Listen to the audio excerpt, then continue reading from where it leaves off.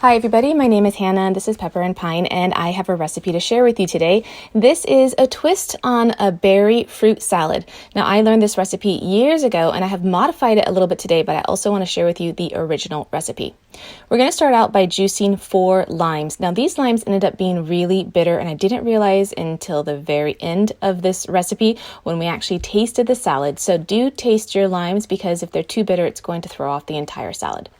We're going to put those peels into our compost bin and now we're going to juice 1 lemon. Now this lemon was really juicy, so the juice from this 1 lemon is about equivalent to the juice of those 4 limes. Now if it ends up being too bitter, you can add a little bit of sugar to this fruit salad in order to enhance those flavors. It also tastes best with fruits that are ripe and sweet. So the original recipe was just the berries and the lemon juice with a little bit of lime. But today we're going to add some kiwis to this salad. I've got 2 kiwis here. Now kiwis are a little bit tart, so if you want it to be sweeter, I would recommend the golden kiwis, which are super delicious and really flavorful. I'm going to cut this in half and then I'm going to slice them. Now we usually keep our fruit pretty big. I don't cut the blueberries or the blackberries, but recently I had a fruit salad where all of the fruit was cut really small. Depending on the size of the fruit, you're going to actually get a different flavor. Now we're going to slice into quarters a pound of strawberries. And again, the shape of your slices and how big they are is going to affect not just the look of the salad, but how you enjoy the salad as well. So I'm going to stick all of these into our compost bin. Some of those strawberries were a little bit rotten, so they're all going to get composted. I washed that before I picked up our fresh fruit to stick into our salad. It's just going to go right on top of all of that wonderful dressing that's at the bottom there. The next we have 6 ounces of raspberries. We're just going to rinse them really quickly and then toss them on top of our other fruit. We have 18 ounces of blackberries. Once again, those are going to get a quick rinse and then we're going to top them on top.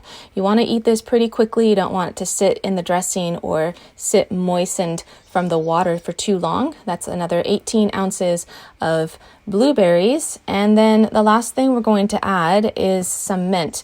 Actually, I thought this was going to be the last thing that we're going to add, but I have a little surprise ingredient at the end. So you can leave your mint full, which I think looks really beautiful and is a nice bit of minty taste, but I decided to chop it up and have like smaller pieces. Now this is quite a bit of mint, a whole handful of mint, and this is going to alter the taste quite a bit. So you might just go a little bit less, make it more of a garnish rather than another main ingredient for this fruit salad. I had a couple of really beautiful grapefruits. I love grapefruits just by themselves, but I decided to add this to our fruit salad just to make it a little bit more full, add a little bit more color, and to also enhance that citrus flavor that was already present as the salad dressing for this fruit salad. So I'm just going to gently take the segments out of this grapefruit. I do have a tutorial on how to cut up a grapefruit. That link is down in the description box below if you're interested. But I added 2 grapefruits to this fruit salad and now we want to just toss it really well.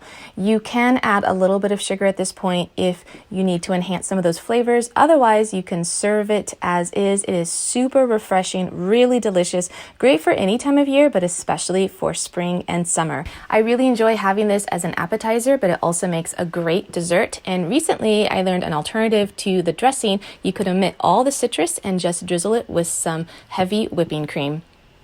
I hope you enjoyed this recipe. Don't forget to check out the blog post that accompanies this video for more information as well as the alternatives I mentioned for this recipe. That link is down in the description box below.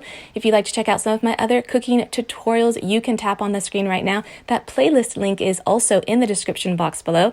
And if you'd like to see what we're eating and what we're cooking on a daily basis, you can find me on Instagram at Pepper and Pine.